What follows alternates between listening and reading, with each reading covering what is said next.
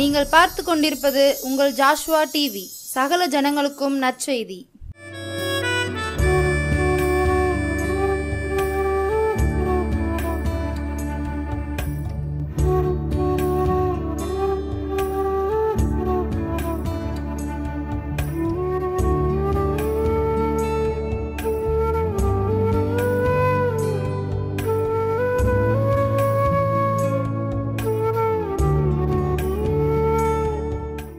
அல்லேலூயா.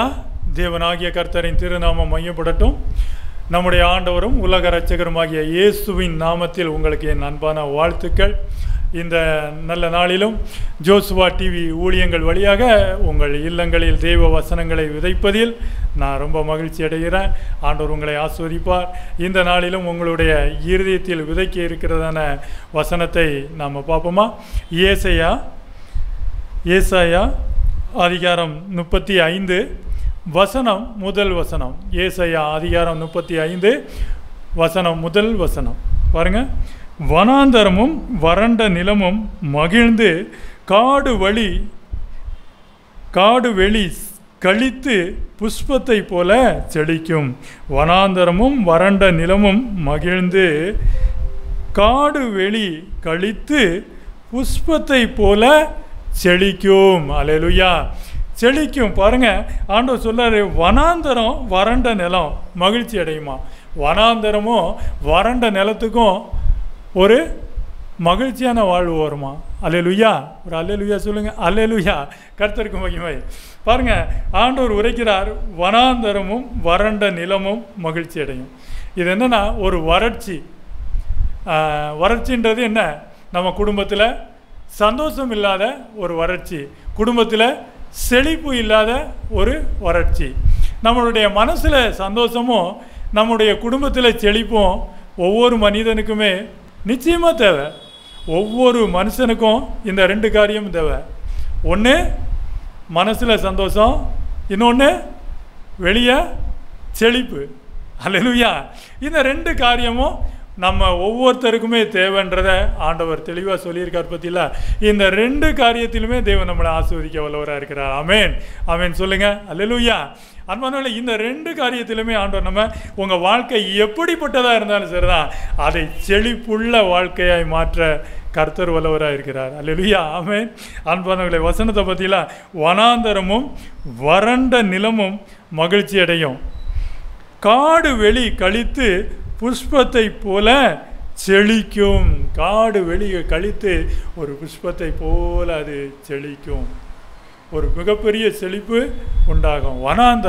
வனாந்தரம் என்ன செய்யும்னா ஒரு செழிப்பாக மாறும். பாருங்கள், வனாந்தரமும் வறண்டு போன நிலமும்.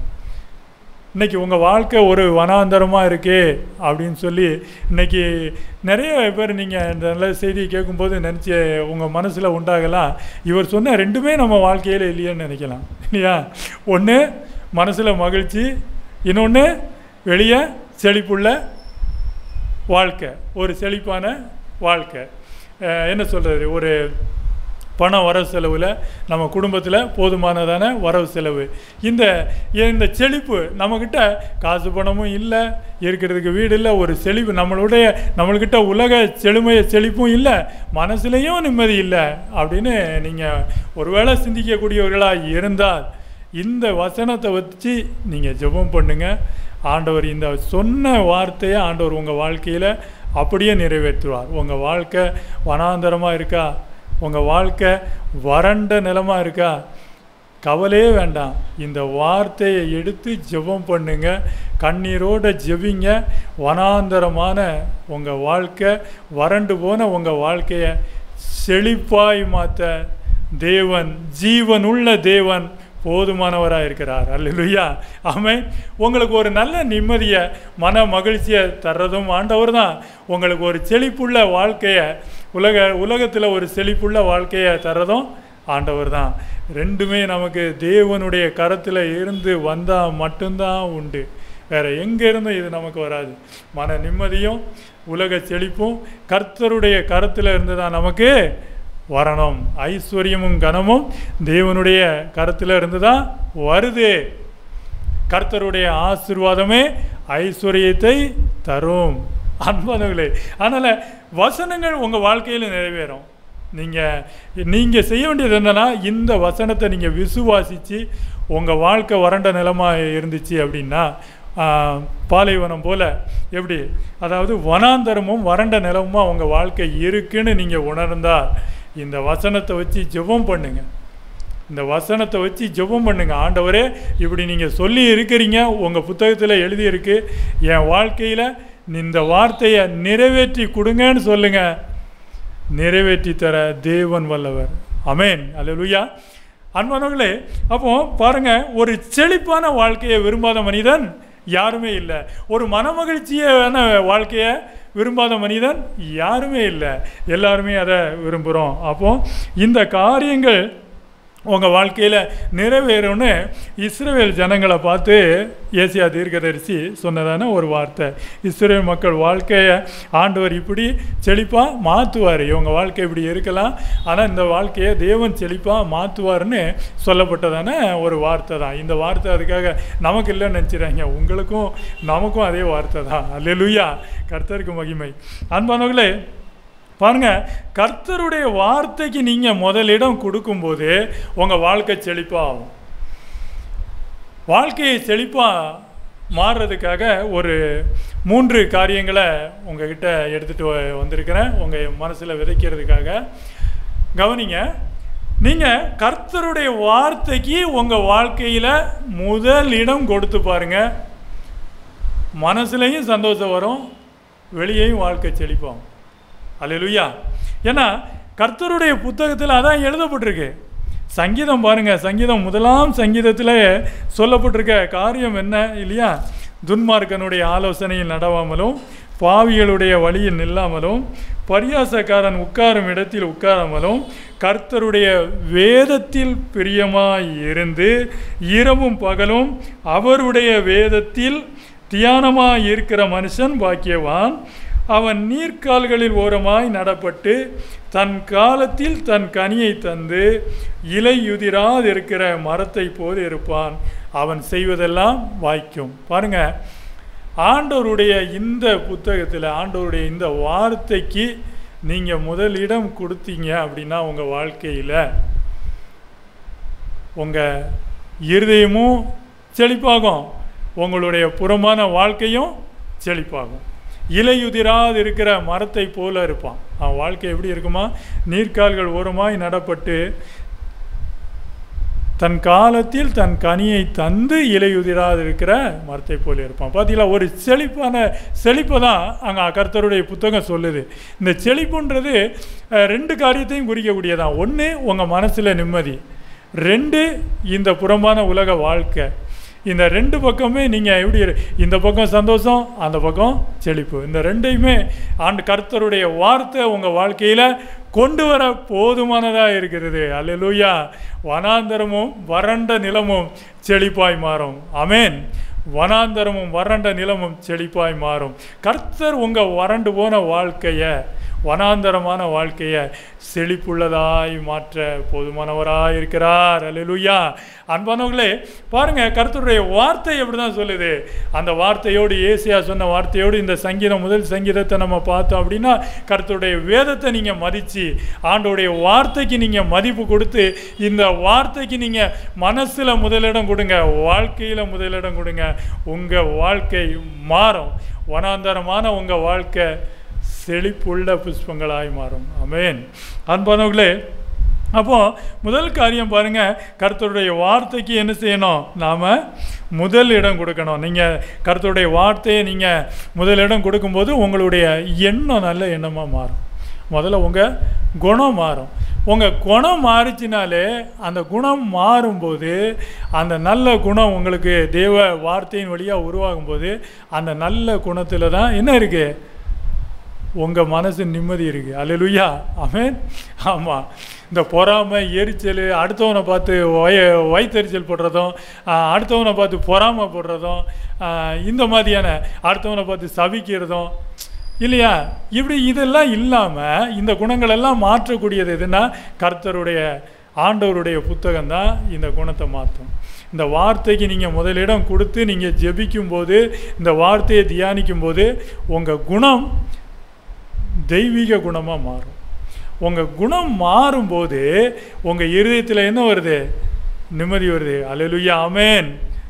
உங்கள் குணம் மாறும்போது உங்கள் மனசில் நிம்மதி வருது. அன்பானவர்களே, அந்த நிம்மதியை ஆண்டவருடைய வசனம், கர்த்தருடைய வார்த்தை நமக்கு தருது. அன்பானவர்களே பாருங்கள், இந்த வேதத்தில் தியானமாக இருக்கிற மனுஷன் இலையுதிராது இருக்கிற மரத்தை போல இருக்கிறான். அவனுடைய ஆத்மாவிலையும் மகிழ்ச்சி இருக்குது, அவனுடைய புறம்பான வாழ்க்கையிலையும் செழிப்பு இருக்குது.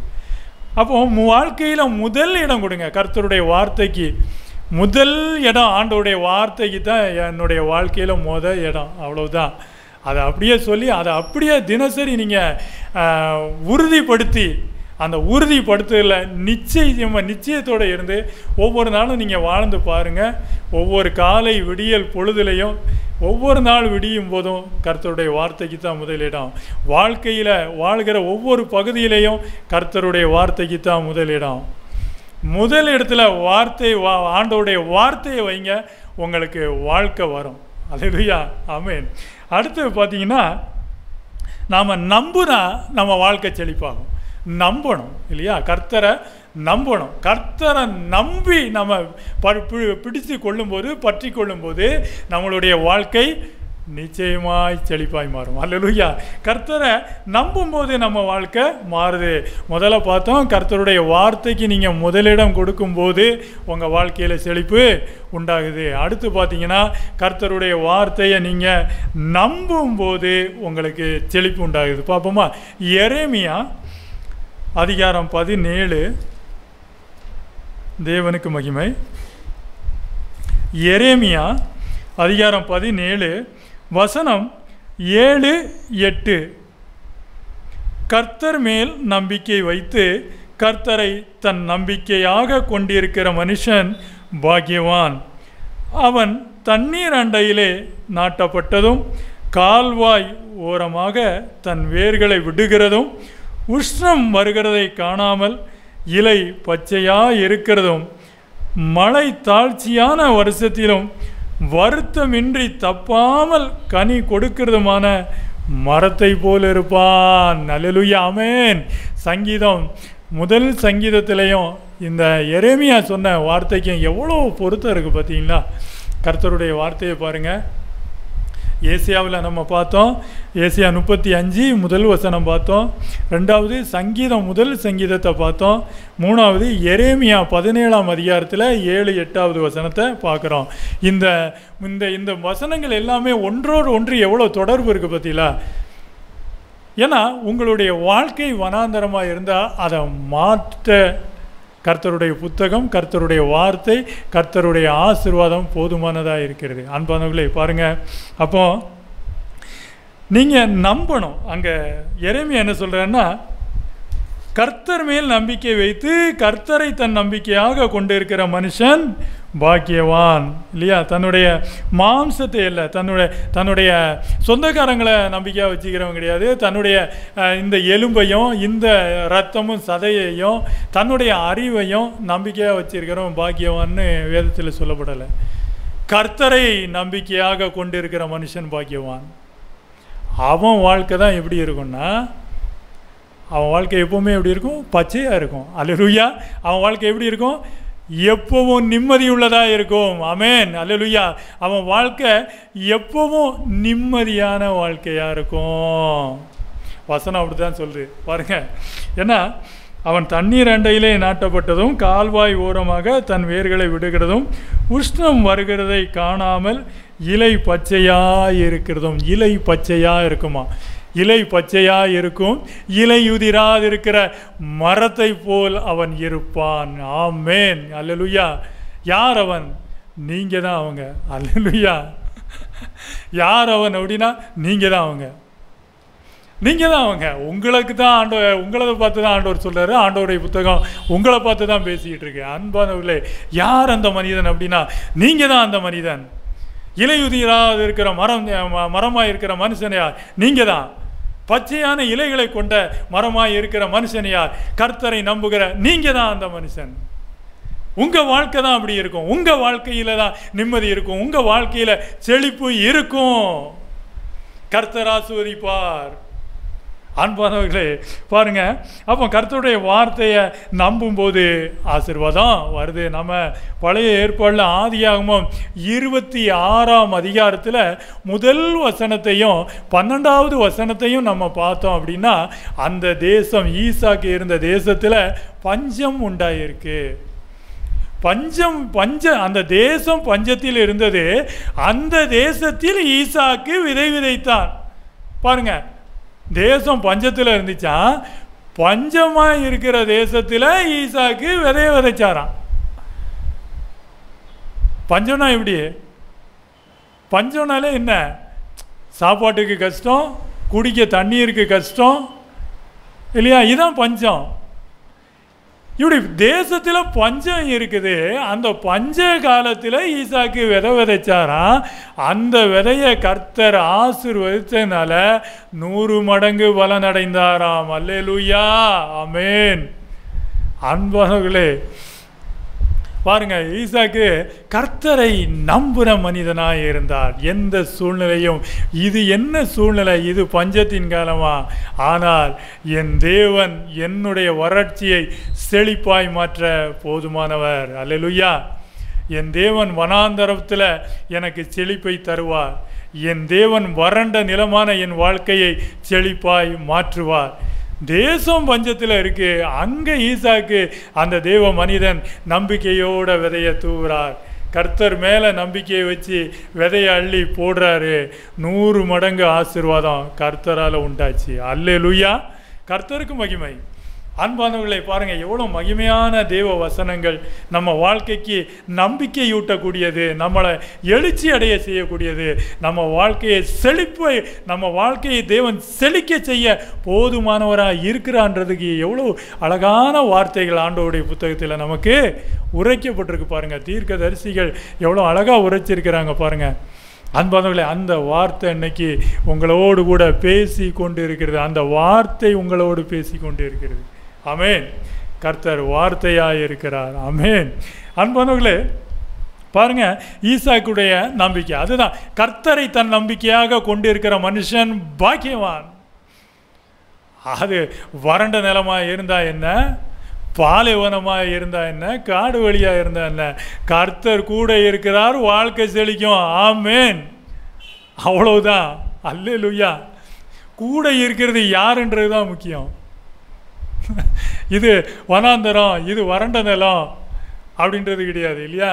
ஆமாம். சீசர்கிட்ட ஆண்டவர் இவங்களுக்கு நீங்கள் உணவு கொடுங்கன்னு சொல்லும்போது சீசர் என்ன சொல்லுவாங்க? இது வனாந்தரமான இடம், இவ்வளோ மக்களுக்கு உணவு எங்கேருந்து வரும் அப்படின்னு தான் சொன்னாங்க. இது வனாந்தரமான இடமாச்சு, மக்கள் என்ன கொஞ்சம் பேராக இருக்காங்க, ஆயிரக்கணக்கான பேர், 10,000 பேருக்கு மேலே இருக்கக்கூடிய மக்கள் கூட்டம் அது. அப்போ இவ்வளோ மக்களுக்கு இந்த வனாந்தரத்திலிருந்து எங்கே வரும்? வனாந்தரத்திலிருந்து வரும் வல்லவர் இயேசு தருவார். ஆமென். வனாந்தரத்தை செழிப்பாக்குகிறவர் நம்மோடு இருக்கிறார். ஆமென். அன்பானவர்களே, அதனால் வறட்சியை கண்டும் வனாந்தரத்தை கொண்டும் பயந்து போயிடாதீங்க. ஏன்னா அந்த வாழ்க்கையை செழிப்பாக்குகிற தேவன் நம்மோடு இருக்கிறார். ஆமென். கர்த்தர் நம்மோடு இருக்கும்போது நம்ம வாழ்க்கை இப்படி தான் இருக்கும். மனசில் நிம்மதி இருக்கும், வெளியே செழிப்பு இருக்கும். ஆமென். அன்பானவர்களே, இதுதான் இந்த ஆசீர்வாதத்தை கர்த்தர் நமக்கு தர்றார். கர்த்தருடைய வார்த்தை நமக்கு தருகிறது. அன்பானவர்களே பார்த்தோம், கர்த்தருடைய வார்த்தைக்கு நீங்கள் முதலிடம் கொடுங்க, வாழ்க்கையில் செழிப்பு உண்டாகும். 2வது, கர்த்தரை நம்புங்க, செழிப்பு உண்டாகும். கர்த்தரை நம்பி விதை விதைத்தான், ஈசாக்கு 100 மடங்கு பலனடைந்தான். பஞ்சம்தான், காடு வெளி, நம்ம ஏசியா தீர்க்கதரிசி சொன்ன மாதிரி வனாந்தரமும் வறண்ட நிலமும் செழிப்பாக மாறும். ஏன்னா தேவன் நம்மோடு இருக்கிறார். வனாந்தரத்தையும் வறண்ட நிலத்தையும் செழிப்பாக்குகிற தேவன் நம்மோடு இருக்கிறார். கர்த்தர் உங்களை ஆசீர்வதிப்பார். அடுத்த ஒரு வசனத்தை நிறைவாக பார்ப்போம். அடுத்த செழிப்பு எப்படி வருதுன்னா, நீங்கள் கொடுக்கறதுனால செழிப்பு வரும். நிறைவான வசனத்தை பார்ப்போம். நீதிமொழிகள் பாருங்க, நீதிமொழிகள் அதிகாரம் 11. நீதிமொழிகள் அதிகாரம் 11 2 வசனங்கள் வாசிக்கிறேன், கவனிங்க. உதார குணமுள்ள ஆத்துமா செழிக்கும், எவன் தண்ணீர் பாய்ச்சுகிறானோ அவனுக்கு தண்ணீர் பாய்ச்சப்படும். தானியத்தை கட்டி வைக்கிறவனை ஜனங்கள் சபிப்பார்கள், விற்கிறவனுடைய தலையின் மேல் ஆசீர்வாதம் தங்கும். பாருங்க, வாரி இறைத்தும் 24வது வசனத்தையும் பாருங்க, 24, 25, 26. வாரி இறைத்தும் விருத்தி அடைவாரும் உண்டு, அதிகமாய் பிசினித்தனம் பண்ணியும் வறுமை அடையவாரும் உண்டு. பாருங்க, வாரி இறைத்து இருக்கிறதெல்லாம் கொடுக்கறதுல தாராள குணமுள்ள மனுஷன் இல்லையா? தன்கிட்ட இருக்கிறதுல பிறனுக்கு கொடுத்து உதவுல தாராளமாக இருக்கிற எந்த ஆத்மாவோ அந்த ஆத்மா செழிக்கும். உதார குணமுள்ள ஆத்மா, திறந்த மனசு, மற்றவங்களுடைய கஷ்டத்தை பார்க்கும்போது எனக்கு இவங்களால் இதை கொடுத்து உதவி செய்ய முடியும்னு நினைக்கும் போது, அந்த பலன் இருக்கும்போது தன்கிட்ட இருக்கிறத எடுத்து கொடுக்கிற அந்த ஆத்மா செழிக்கும். ஆமென். அந்த ஆத்மா செழிக்கும். பாருங்க, ஆண்டவருடைய புத்தகம் வாரி இறைத்தும் விருத்தி அடைவாரும் உண்டு. சில பேர் சொல்லுவாங்க, இப்படியே கொடுத்துக்கிட்டே போனால் நமக்கு ஒன்றுமே இல்லாமல் போயிருப்பாங்க.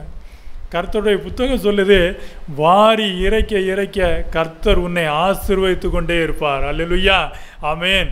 தானியத்தை நீ எடுத்து கொடுத்துக்கிட்டே இரு, கர்த்தர் உன்னை ஆசீர்வதிச்சுட்டே இருப்பார்.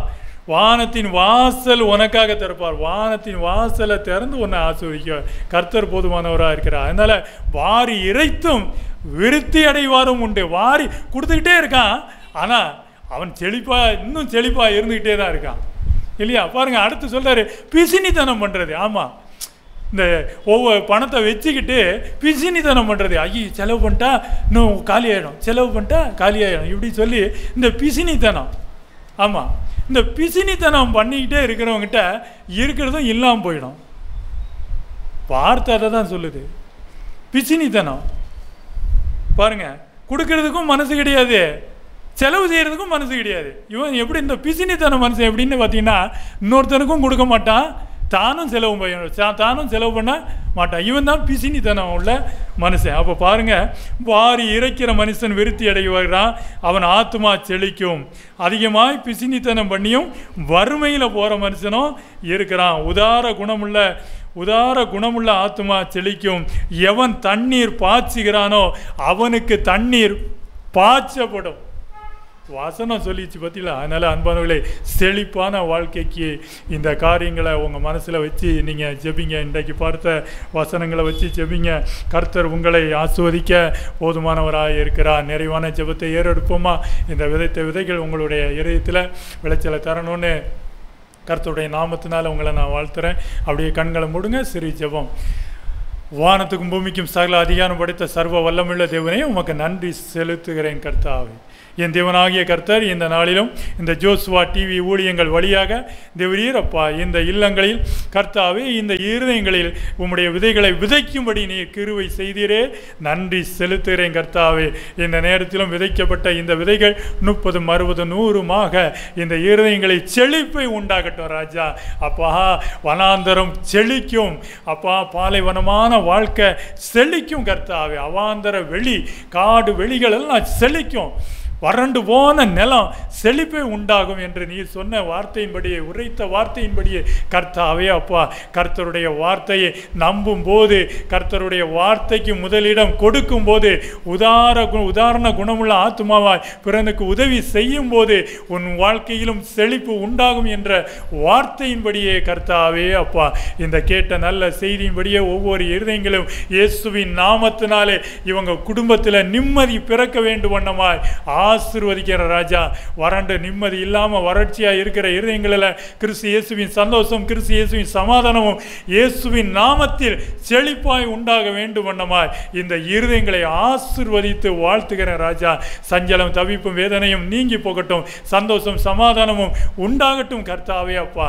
இந்த வசனங்கள் எல்லாம் கேட்ட இந்த இருதயங்களில் விளைச்சலை உண்டாகட்டும். என் தேவனாகிய கர்த்தர் தாமே அப்பா, இவர்களை உள்ளும் புறமுமாய் நீர் ஆசீர்வதிப்பீராக. உள்ள உள்ளான மனுஷனில் பரிசுத்த ஆவியினால் நிம்மதியை மன சந்தோஷத்தை கொடுத்து ஆசீர்வதிங்க. புறம்பான இந்த உலக வாழ்க்கையிலையும் ஒரு செழிப்புள்ள வாழ்க்கையை நீங்கள் கொடுத்து ஆசீர்வதிங்கப்பா. இயேசு நாமத்தில் ஆசீர்வதிக்கிறேன் அப்பா. பிதா குமாரன் பரிசுத்த ஆவியின் நாமத்தினாலே இவர்களை வாழ்த்துகிறேன் அப்பா. இந்த வாழ்த்தும் இந்த ஆசீர்வாதமும் இயேசுவின் நாமத்தில் இந்த இருதயங்களில் எல்லாம் தங்கட்டும் அப்பா. கிறிஸ்து இயேசுவின் நாமத்தினாலே ஜெபிக்கிறேன் என் நல்ல பிதாவே. ஆமேன், ஆமேன்.